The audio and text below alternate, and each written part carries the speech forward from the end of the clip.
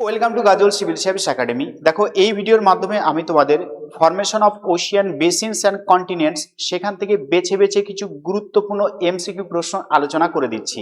তোমরা যারা PSC assistant masters এবং মিস্টেস এর প্রিপারেশন নিচ্ছ, তাছাড়া তোমরা যারা নেট জেআরএফ এর জন্য প্রিপারেশন নিচ্ছ, অথবা মাদ্রাসা সার্ভিস কমিশন, ত্রিপুরা বোর্ডের পরীক্ষা, অথবা তোমরা যারা বিহারের পিএসসির যে এক্সামগুলোর জন্য প্রিপারেশন নিয়ে থাকো, তো প্রত্যেকেরই ক্ষেত্রে এই ভিডিওটা কিন্তু হেল্পফুল হবে। তোমাদেরকে বলবো প্রথম থেকে শেষ পর্যন্ত অবশ্যই ভিডিওটির সঙ্গে থাকবে। দেখো, তাহলে আমাদের যে ইউনিটটা আছে সেটার নাম কি আছে? Formation of ocean basins and continents.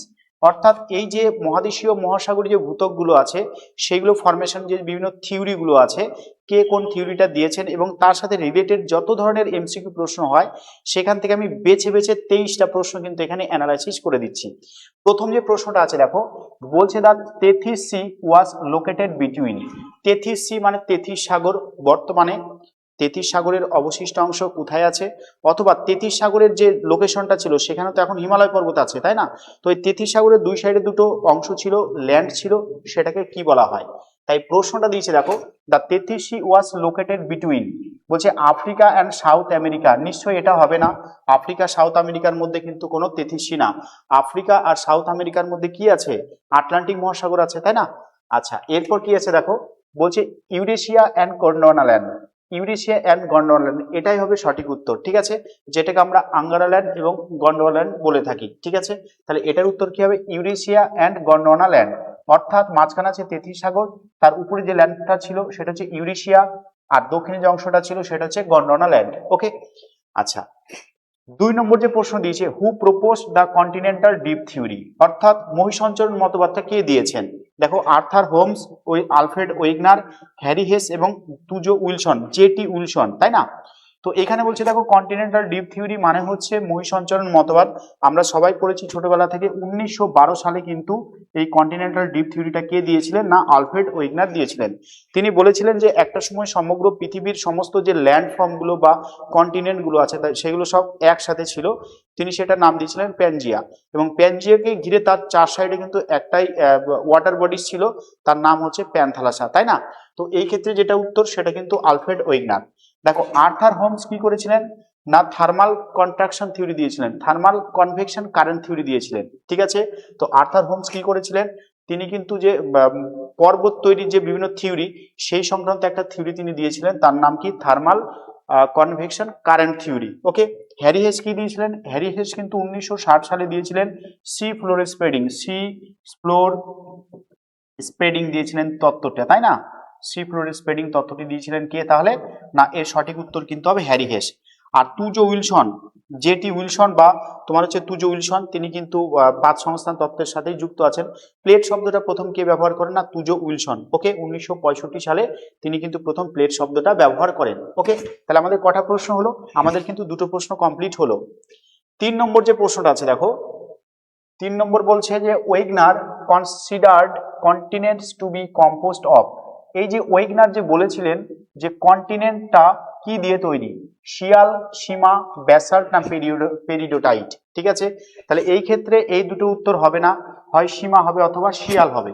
আমরা জানি সীমার পুরো নাম কি? সিলিকন আর ম্যাগনেসিয়াম। আমরা জানি মহাসাগরের যে তলদেশ সেটা কিন্তু সীমা দিয়ে তৈরি বা সেটাকে সীমা বলা হয়। ওকে, আর যেটা মহাদেশীয় ভূত্বক সেটাকে বলা হয় শিয়াল। এর মধ্যে কি আছে? সিলিকন আছে, সিলিকন আছে, আর কি আছে? না, অ্যালুমিনিয়াম আছে, ঠিক আছে? তো এটা হচ্ছে মহাদেশীয় ভূত্বক। ওকে, হালকা, সিলিকন এবং অ্যালুমিনিয়াম হালকা, তাই এটা হচ্ছে শিয়াল। এর সঠিক উত্তর হবে শিয়াল কন্টিনেন্টস বলেছে কম্পোস্ট অফ। আচ্ছা, 4 নম্বর যে প্রশ্নটা আছে দেখো, Pangaea started breaking up during which এরা। তো একটা সময় পর্যন্ত প্যানজিয়া কিন্তু একসাথে ছিল, তাই না? তারপর সেখান থেকে কিন্তু ফাটল তৈরি হয়ে সেটা কিন্তু ভেঙে আস্তে আস্তে দূরে সরে যেতে থাকে। তো কোন সময় বলছে সেটা ভেঙে দূরে সরে যেতে থাকে? এটার উত্তর হবে বি, মেসোজয়িক। অর্থাৎ মেসোজয়িক এরাতেই কিন্তু প্যানজিয়াটা ভাঙতে শুরু করে, তারপর সেটা আস্তে আস্তে ড্রিফট হতে হতে বর্তমান মহাদেশ এবং মহাসাগরগুলোর কিন্তু পরিস্থিতি বা অবস্থান আমরা দেখতে পাচ্ছি। তো বর্তমানে আমরা যে সমস্ত মহাদেশ এবং মহাসাগরগুলো দেখতে পাচ্ছি ম্যাপের ক্ষেত্রে বা ম্যাপের মধ্যে, তো সেগুলো কিন্তু ফিক্স না, সেগুলো কিন্তু যুগের সাথে সাথে সময়ের সাথে সাথে আবার চেঞ্জ হচ্ছে বা পরিবর্তন হচ্ছে। তো এই ক্ষেত্রে তোমাদের বলে দিই, আমাদের জিওগ্রাফির ক্ষেত্রে জিওলজিক্যাল টাইম স্কেল হচ্ছে এমন একটা ইউনিট, সেটা থেকে কিন্তু কোয়েশ্চেন বিভিন্ন পরীক্ষাতে আসে। তো পিএসসির ক্ষেত্রে অথবা নেট সেটের পরীক্ষাতে তো সেখান থেকে একটা করে প্রশ্ন কম বছর প্রত্যেক বছরই কম বেশি থাকেই। তো আমি এরপর একটা ভিডিও কিন্তু জিওলজিক্যাল টাইম স্কেলের উপরে কিন্তু তোমাদেরকে দিয়ে দিব। তাহলে 4টা প্রশ্ন আমাদের হলো। 5 নম্বর যে প্রশ্নটা আছে দেখো, 5 নম্বর বলেছে which theory was proposed first. বলছে এর মধ্যে যে থিওরি গুলো আছে দেখো, প্লেট টেকটনিক কত সালে দিয়েছে? 1960-এর দশকে এটা দেওয়া হয়েছে। সি ফ্লোর স্প্রিং এটা 1960 সালেই দেওয়া হয়েছে। কন্টিনেন্টাল ডিপ থিওরি 1912 সালে দেওয়া হয়েছে। আর উইলসন সাইকেল দেওয়া হয়েছিল 1966 সালে। ওকে, এই উইলসন সাইকেল থেকে কিন্তু মনে রাখবে 2015 সালে যে বছর আমি নিজে পরীক্ষা দিয়েছিলাম সেই বছর কিন্তু এখান থেকে একটা প্রশ্ন ছিল, উইলসন সাইকেল কিসের সাথে রিলেটেড। ওকে, তাহলে দেখো এখানে বলছে এর মধ্যে এই থিওরিগুলোর মধ্যে কোনটা সবার ফার্স্টে দেওয়া হয়েছে। প্লেট টেকটনিক 60-এ আছে, 60-এর দশকে। সি ফ্লোর স্প্রেডিং একদম 60 সালে। কন্টিনেন্টাল ডিপ 1912 সালে।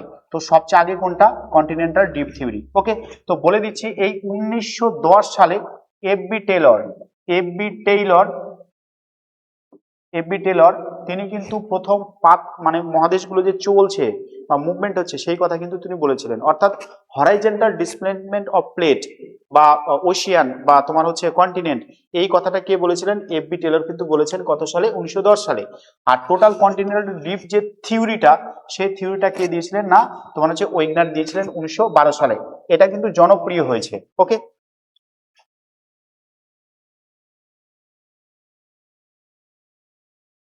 আচ্ছা 6 নম্বর প্রশ্ন আছে দেখো, বলছে the idea of men tell convection current theory.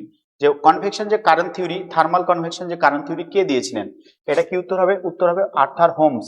Okay, Holmes দিয়েছিলেন কি না mantle convection current theory. Harry Hess কি দিয়েছিলেন? সি ফ্লোর স্প্রেডিং কত সালে? 1960 সালে। ওয়েগনার কি দিয়েছেন? কন্টিনেন্টাল ডিপ থিওরি 1912 সালে। আচ্ছা ডেলি কি দিয়েছিলেন? মনে রাখবে স্লাইডিং কন্টিনেন্ট থিওরি দিয়েছিলেন তিনি। ঠিক আছে, স্লাইডিং কন্টিনেন্ট থিওরি কে দিয়েছিলেন? না ডেলি। এইগুলো কি? এই স্লাইডিং কন্টিনেন্ট থিওরি এটা কিন্তু তোমার হচ্ছে মাউন্টেন বিল্ডিং থিওরি একটা। Okay, mountain building theory, sliding continent theory কে দিয়েছিলেন? না ডেলি দিয়েছিলেন। কিন্তু এটার উত্তর কি হবে? উত্তর হবে বি। 7 নম্বর প্রশ্ন আছে দেখো, magnetic anomalies on ocean floor support.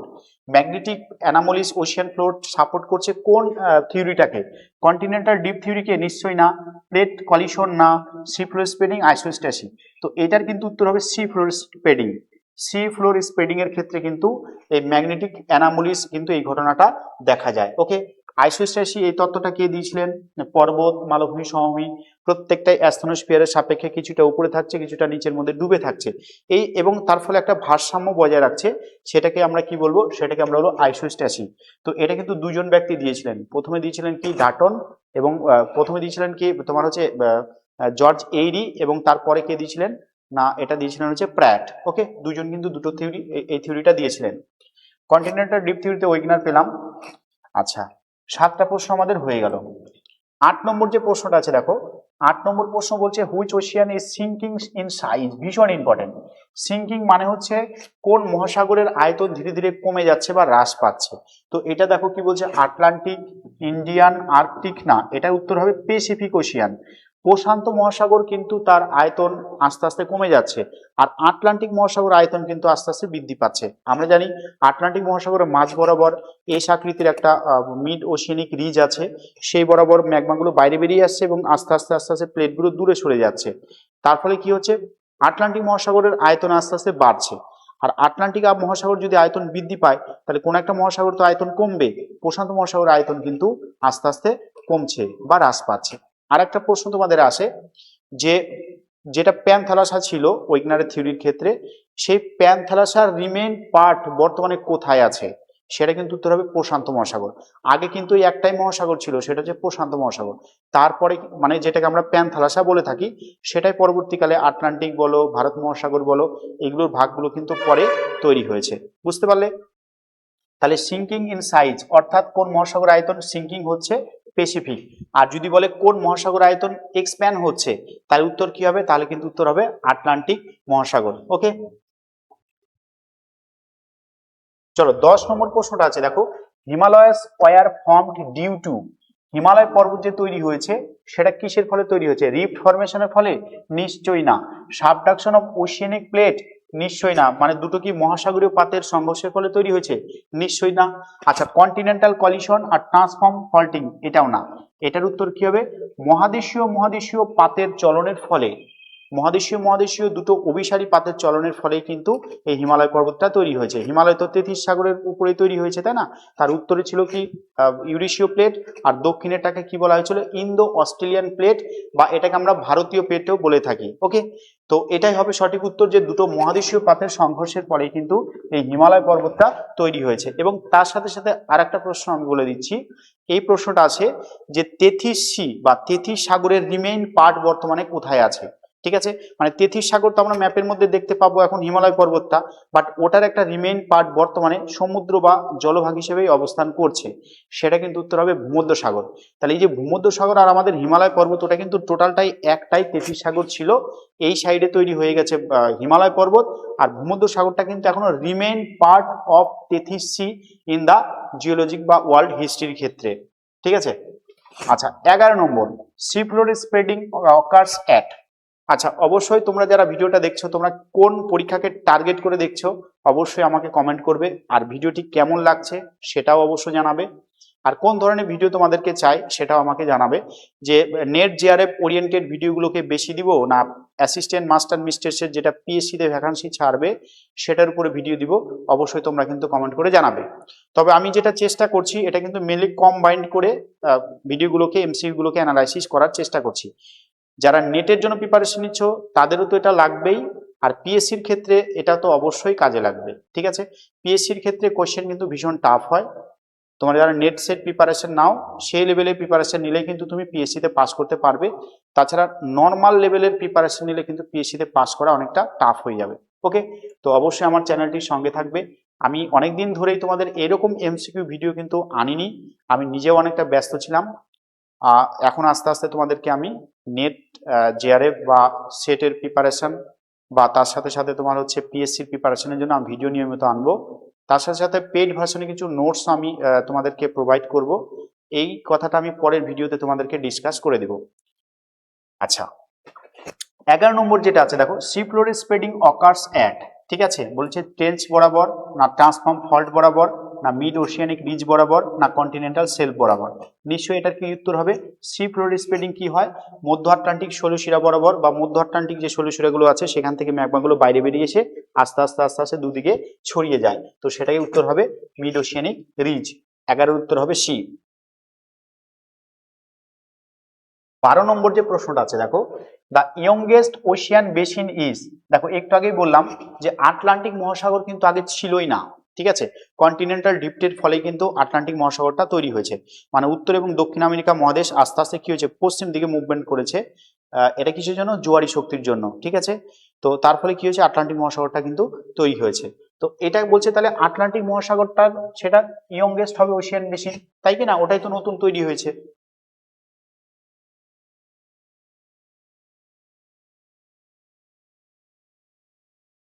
13 নম্বর আছে দেখো, 13 নম্বর তোমাদের বলেছে passive continental margins R associated with. Passive বলেছে কিন্তু, প্যাসিভ কন্টিনেন্টাল মার্জিনস। কনভার্জেন্ট মনে রাখবে অ্যাক্টিভ কন্টিনেন্টাল মার্জিনস হয়। আর ডাইভার্জেন্ট যেটা বাউন্ডারিজ, সেটাকে আমরা কি বলবো?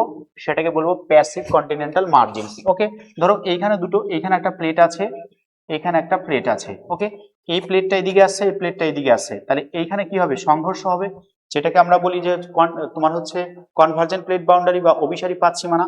এটা কিন্তু কি হবে না? অ্যাক্টিভ হবে, অ্যাক্টিভ। ওকে, আর এই ক্ষেত্রে ধরো এইখানটা ভালো করে দেখো, এইখানে একটা প্লেট আছে, এই প্লেটটা ধরো এদিকে আসলো, অথবা এই প্লেটটা ধরো মুভমেন্ট করলো না, স্থির থাকলো, আর এই প্লেটটা এখান থেকে এদিকে সরে গেল, তাহলে এই জায়গাটা কি হবে? এই জায়গাটাকে তখন আমরা বলবো প্যাসিভ কন্টিনেন্টাল মার্জিন বা কন্টিনেন্টাল বাউন্ডারি। ওকে, 14 নম্বর। তো কন্টিনেন্টাল মার্জিন আর কন্টিনেন্টাল বাউন্ডারির ক্ষেত্রে কিন্তু একটু ডিফারেন্স আছে। যখন দুটো পাত হবে, দুটো পাতের সংযোগ স্থল বরাবর, এটাকে আমরা কি বলবো? এটাকে বলবো তোমার হচ্ছে প্লেট বাউন্ডারি। আর এটা একটা প্লেট, এর চারিধার বা চারটা যে কিনারা, চারি যে ধারগুলো, এই ধারগুলোকে আমরা বলবো প্লেট মার্জিন। ওকে, দুটো পাতের সংযোগস্থলটাকে বলো বাউন্ডারি। দেখবে একটা বাড়ির সীমানার সাথে আরেকটা বাড়ির মাঝে কি থাকে, একটা প্রাচীর থাকে, ওটাকে আমরা কি বলি, বাউন্ডারি বলি। বাউন্ডারি মানে কি দুটোর সংযোগস্থল বা দুটোকে পৃথক করে। আর একটা জিনিসের চারিধার সেটাকে আমরা কি বলি, মার্জিন বলি। ঠিক আছে, যেমন আমরা দেখবে খাতাতে মার্জিন দিই, সবসময় চারিধার বরাবর মার্জিন দিই, তাই না? আর দুটো মাঝখানে যেটা জয়েন্ট হবে সেটাকে আমরা বলবো বাউন্ডারি। ওকে, এইটুকুই পার্থক্য এটা। তো বলছে অল্টারনেটিং ম্যাগনেটিক স্ট্রিপস ইন্ডিকেট, এটা কি ইন্ডিকেট করে, ভলকানিজম? নিশ্চয়ই না, এটা ইন্ডিকেট করে হচ্ছে ম্যাগনেটিক পোলারিটি রিভার্সাল। ঠিক আছে, ম্যাগনেটিক পোলারিটি যে রিভার্সাল সেটা আমরা কি দেখে বুঝতে পারবো, এই অল্টারনেটিং ম্যাগনেটিক স্ট্রিপ দেখে কিন্তু আমরা সেটা বুঝতে পারবো। আচ্ছা, 15 নম্বর প্রশ্নটা দেখো আছে, বলছে oceanic crust is younger than continental crust. দেখো অ্যাসার্টেন আর হচ্ছে রিজন, এই রিলেটেড প্রশ্ন কিন্তু পিএসসি তে আসে, এমনকি নেট সেটে তো আসেই আসে। তো কি বলছে দেখো, oceanic crust is younger than continental crust. বলছে মহাসাগরীয় ভূত্বক মহাদেশীয় ভূত্বকের থেকে বয়সে নবীন। ঠিক আছে, আচ্ছা, oceanic crust is continuously created and destroyed. বলছে ওশিয়ানিক যে ক্রাস্টগুলো আছে বা মহাসাগরীয় যে ভূত্বকগুলো আছে, কন্টিনিউয়াস কি হচ্ছে, নতুন নতুন করে তৈরি হচ্ছে এবং আবার ধ্বংসও হচ্ছে। তো আমরা তো মিড ওশিয়ানিক রিজ বরাবর পেয়েইছি যে ওশিয়ানিক ক্রাস্টগুলো কি ক্রমাগত নতুন নতুন ওশিয়ানিক ক্রাস্ট তৈরি হচ্ছে, আর দুই সাইডে সেগুলো কি হচ্ছে, সংঘর্ষের ফলে সেখানে গিয়ে আবার ধ্বংসপ্রাপ্ত হচ্ছে। তো এটা ক্ষেত্রে এটাই প্রমাণিত করে যে মহাদেশীয় ভূত্বকের তুলনায় মহাসাগরীয় ভূত্বক বয়সের নবীন। ঠিক আছে, এবং এই যে এর দুটোই কিন্তু সঠিক উত্তর হবে। ঠিক আছে, বোথ ট্রু আর এক্সপ্লেন এ। ঠিক আছে, মানে এই কথাটাও সত্য, এই কথাটাও সত্য। আর এই যে আর আর মানে হচ্ছে রিজন, এটা কাকে সঠিকভাবে ব্যাখ্যা করছে, এ নম্বরটাকে সঠিকভাবে ব্যাখ্যা করছে। এখানে 4টা অপশন ছিল, সেগুলো আমি দেইনি, শুধুমাত্র উত্তরটাকে অ্যানালাইসিস করলাম। 16 নম্বর, which theory best explains continents and ocean basins. দেখো কন্টিনেন্ট এবং ওশিয়ান বেসিনস ফরমেশনের ক্ষেত্রে অনেক থিওরি আছে, অনেক জনা থিওরি দিয়েছেন, কিন্তু তার মধ্যে বেস্ট কোনটা, বেস্ট কিন্তু বলছে জিওসিনক্লাইন থিওরি। এটা নিশ্চয়ই না। এই জিওসিনক্লাইন থিওরি দিয়ে আমরা কি পড়ি, আমরা কি জানি, আমরা ভঙ্গিল পর্বত উৎপত্তি সংক্রান্ত তথ্য পেয়েছি। আচ্ছা, আইসোস্ট্যাসি থিওরিতে আমরা কি পাই, এটাতে পাই পর্বত, মালভূমি, সমভূমি, এইগুলো মানে অ্যাস্ট্রোস্ফিয়ার সাপেক্ষে উপরে কিভাবে অ্যাডজাস্ট করে আছে সেই জিনিসগুলো আমরা এখানে জানতে পারি। কন্টিনেন্টাল ডিপ থিওরি, এটাতে আমরা কি পাই, এটাতে কিন্তু আমরা পাই, এটাতে কিন্তু আমরা ওশিয়ান অ্যান্ড কন্টিনেন্ট বেসিন ফরমেশনের থিওরি কিন্তু পেয়ে যাই এটাতে। বাট যেটা বেস্ট অ্যান্সার হবে সেটা হচ্ছে প্লেট টেকটনিক থিওরি হবে। ওকে, তো প্লেট টেকটনিক থিওরির জন্যই কিন্তু আমরা জানতে পারি কিভাবে কন্টিনেন্ট এবং ওশিয়ান বেসিনস গুলো তৈরি হচ্ছে এবং ডেস্ট্রয়েড হচ্ছে। 18 নম্বর প্রশ্ন, এই যে ভীষণ ইম্পর্টেন্ট, দেখো উইলসন সাইকেল, ভীষণ ভীষণ ইম্পর্টেন্ট একটা প্রশ্ন। উইলসন সাইকেল মনে রাখবে, এটা তুজো উইলসন 1966 সালে কিন্তু তিনি এই তত্ত্বটা দিয়েছিলেন। ওকে, এই উইলসন সাইকেল হচ্ছে এভলিউশন অফ ওশিয়ান বেসিনস, মানে কিভাবে ওশিয়ান বেসিন সৃষ্টি হয় এবং কিভাবে সেটা আবার আস্তে আস্তে বিভিন্ন স্টেপ পার করে সেটা ধ্বংস হয়, সেগুলোকে একটা সাইক্লিক ওয়েতে তিনি দেখিয়েছিলেন। তাই এটাকে বলা হচ্ছে উইলসন সাইকেল। কে দিয়েছিলেন, তুজো উইলসন, বা যেটাকে আমরা জেটি উইলসন বলে থাকি। ঠিক আছে, কত সালে দিয়েছেন, 1966 সালে তিনি দিয়েছেন। তাহলে evolution of the ocean basins. 19 নম্বর, correct sequence of the Wilson cycle. এই যে দেখো উইলসন সাইকেলের ক্ষেত্রে তিনি তুজো উইলসন 4টা স্টেজের কথা বলেছিলেন, যে কিভাবে একটা ওশিয়ান বেসিন তৈরি হয়, তৈরি হওয়ার পরে আস্তে আস্তে ডেভেলপড হয়ে সেই বেসিনটা আবার কিভাবে ধ্বংসপ্রাপ্ত হয়। তো এর জন্য তিনি 4টা স্টেজের কথা বলেছেন। এই 4টা স্টেজ কি, প্রথমে তৈরি হয়েছে রিফট, তারপর সেটা থাকে জুভেনাইল, তারপর সেটা হয় ম্যাচুইর, এবং তারপর কি হয়, সেটা ডিক্লাইনিং হয়ে যায়। ওকে, এই 4টা স্টেজের মধ্যেই কিন্তু উইলসন সাইকেলটা কমপ্লিট হয়, এবং সেটা কত সালে দিয়েছেন, 1966 সালে। ওকে, পরীক্ষায় ডাইরেক্ট এইভাবে প্রশ্ন আসতে পারে যে উইলসন সাইকেল কিসের সাথে রিলেটেড, তাহলে ওশিয়ান বেসিন ফরমেশনের সাথে রিলেটেড। ওকে, এবং সেইগুলো একটা কি না, সাইক্লিক ওয়েতে হয়ে থাকে। ঠিক আছে, 20 নম্বর প্রশ্ন আছে, দেখো 20 নম্বর বলেছে oldest oceanic crust is found near. ঠিক আছে, দেখো continental margins, mid oceanic ridges, subduction zones, না ট্রান্সফর্ম ফল্ট। প্রথমত ট্রান্সফর্ম ফল্ট উত্তর হবে না। ওল্ডেস্ট ওশিয়ানিক ক্রাস্ট, আচ্ছা মিড ওশিয়ানিক রিজ বরাবর কিন্তু একদম ইয়াঙ্গার ওশিয়ান বেসিন গুলো তৈরি হয়, বা আহ, একদম নতুন বা নবীন মহাসাগরীয় ভূত্বকগুলো কিন্তু তৈরি হয় কোথায়, বা কোথায় পাবো আমরা, সেটা কিন্তু পাবো মিড ওশেনিক রিজ বরাবর। এবং সেই মিড ওশেনিক রিজ থেকে যত আস্তে আস্তে দূরের দিকে যাব, তত কি হবে, সেই তোমার হচ্ছে মহাসাগরীয় ভূত্বকের বয়সটা কিন্তু আস্তে আস্তে বেশি হবে।